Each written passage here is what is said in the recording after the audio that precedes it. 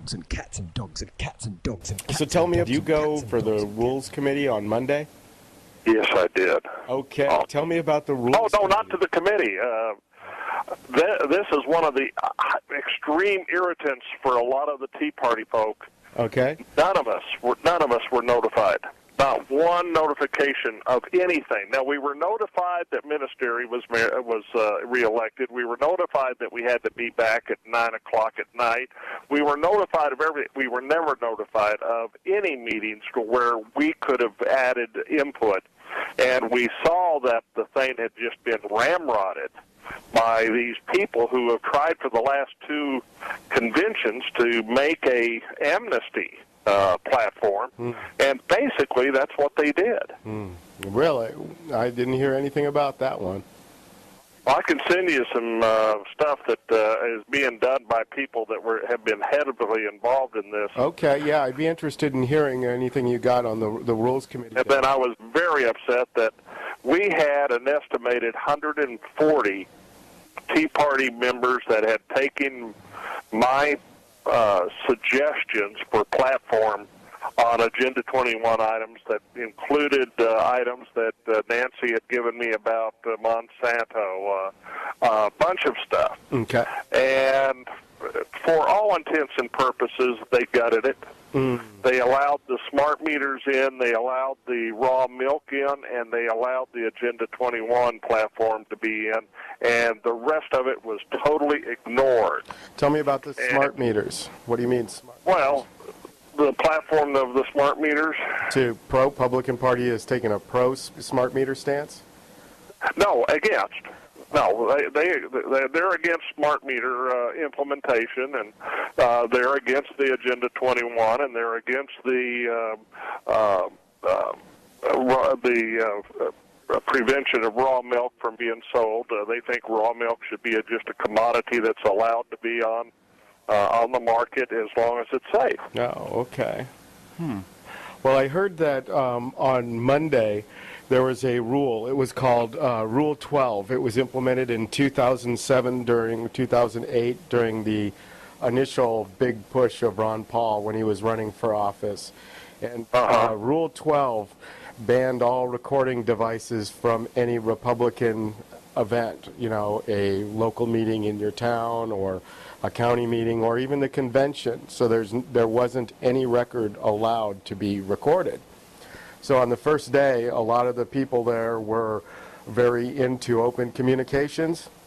And there was a lot of support from the Ron Paul camp. And when I say the Ron Paul camp, I'm talking about the grassroots people, not the actual. Right. It would be a Ron Pauler, I guess. So the Ron Paulers were there, and a lot of them got elected to be delegates, and they showed up on Monday, and they kept bringing up the issue of Rule 12. Now, it's changed from Rule 12 to something else, and they revisited that and said, we should allow recording of all of our functions, right? We have the Open Meetings Act in Texas, and so they went ahead and they passed that. So yes, they did. So now, and they passed it after a great deal of the, you might say, the establishment wanting to put it down, right. And it held through the process. Right. So we were quite thrilled about that particular plank. I was, at least. There wasn't a whole lot of action other than that. Yeah, that's kind of. Well, at least there's something, right? Open meetings. Well, now, yeah, because people were. There was a kind of a legitimate one. If I'm having a meeting of some subcommittee or something in my home, I don't want anyone to have the right to come into my home and film it. Right, totally. And that died. Well, that died fast. Don't have a meeting in your home if you're that. That's it. Yeah, it's like that was the answer. It seems like a simple one, right? I heard a lot of people were also upset at the whole thing. They. Yeah, there were. Well, people were upset no matter which way an election, a platform's going to go. I think the biggest anger is about the amnesty deal. Yeah, I'm not terribly upset at the process I'm not terribly upset at the process of what happened on Agenda 21. I knew the politics well enough to know that it would be an uphill fight because of the money that's behind a lot of the Republicans' recovery. I mean, 2 years ago we were $700,000 in debt.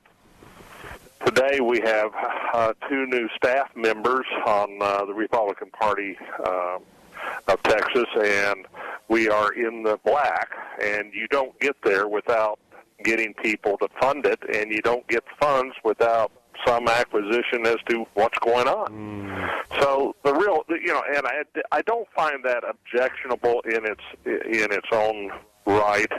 I think the reality is that you have to live within the processes of compromise, and as long as you're not compromising principle, then you don't really have a problem with compromising on views, And nobody likes to give up their view. They want everybody else to accept their view. And the upset I had, the only upset I had at the whole thing was at the Paulines, that's what I call them, the Paulines' adamacy that they were not going to vote for the Republican candidate if Ron Paul wasn't part of the ticket. And they literally said, "I will vote for Obama before I'll vote for Mitt."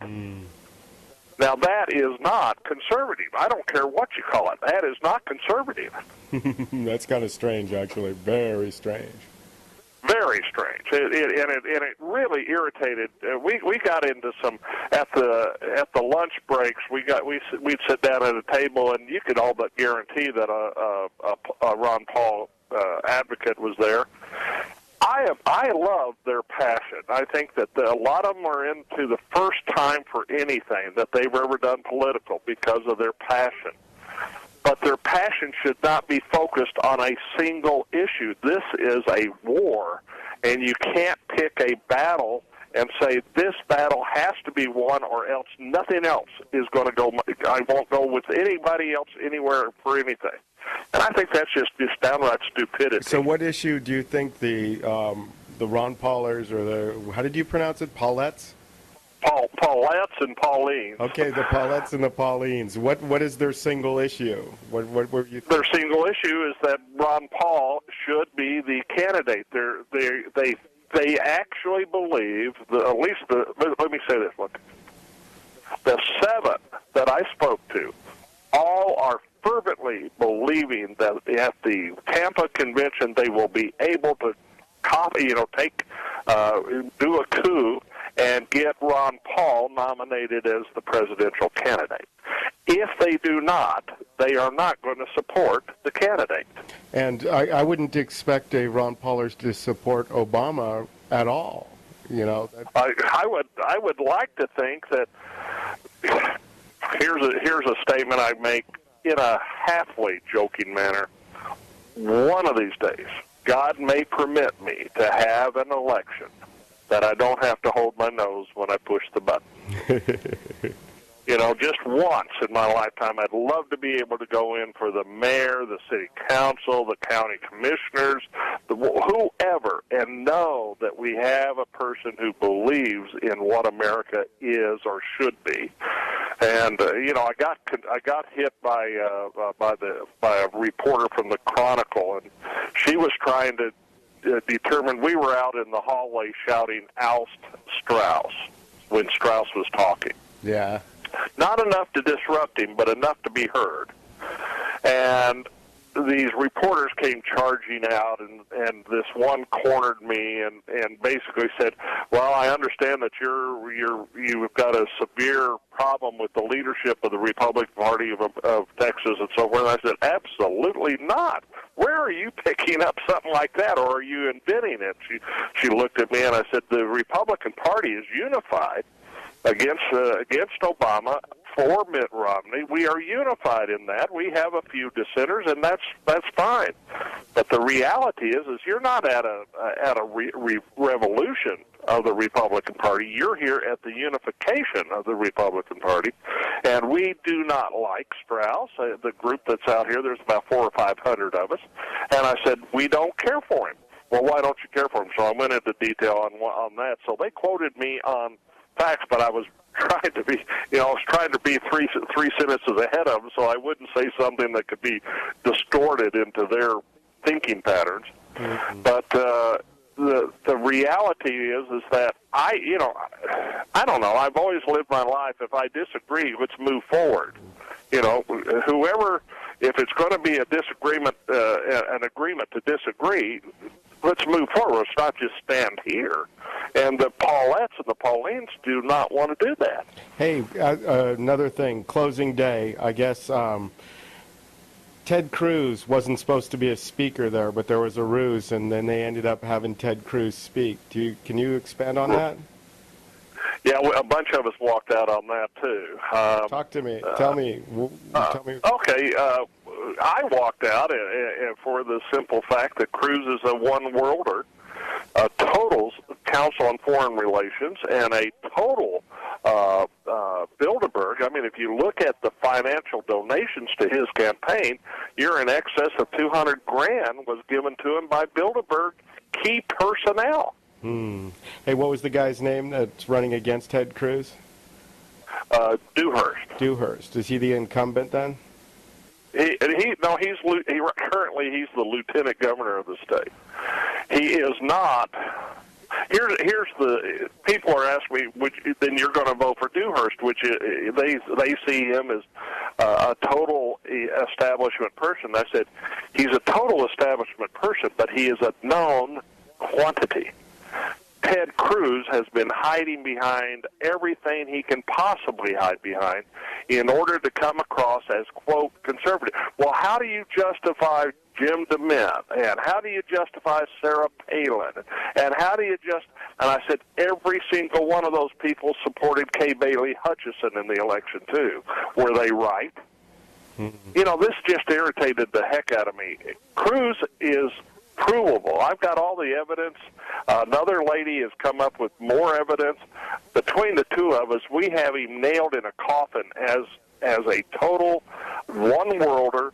He's not for smaller government. His wife was on the policy-making committee of the Council on Foreign Relations. Heavily involved in all this stuff, attends Bilderberg meetings and so forth, and he denies all this, and yet the money comes flowing in. They have pictures of him going to the meeting and so forth. He'll deny anything and hope that it'll stick. So what was the highlight of the meeting? What did you get out of it? You were there. Of his, I walked out of his, but you mean the whole session? The whole thing. You were there Wednesday through Friday. Total encouragement. Picture, if you will, 9,000 people paying their own way, using their own time, and dedicated to get the Republican Party of Texas in a mode where we can take back the country. That blew my circuit. Tell me, what did these guys that were on the committees had to be there from Monday before we got there. Yeah. Tell me, what did you see? What were the people like? Were a lot of old people, a lot of young people? You got a cross-section? Well, I was encouraged by that. There was a large number of relatively young, I'd say under 25 delegates. I'd also say there was a very high level of minority groups, very high level of youthful people, the 25 to 45. And it's still preponderance of the gray hairs, like me and so forth. But I do believe Ministeri is trying to do what he can. One of the irritants that I found out, I was able to have a meeting with Ministeri about 3 weeks before the convention with. The Ministeri is... Who is he? Ministeri is the state chairman. Okay. And keep in mind, this is a volunteer position. Okay. Also. So he voluntarily came out to Dripping Springs to meet with 8 of us from all over the central Texas area. Knowing he was walking into a potentially hostile group, we fired him enough hard questions would have made anybody that was a fake conservative squirm. Okay. But he rattled off, literally from his heart, all the answers that a conservative would give in views of size of government, EPA, the various features that we are trying to express, like in the Agenda 21 thing.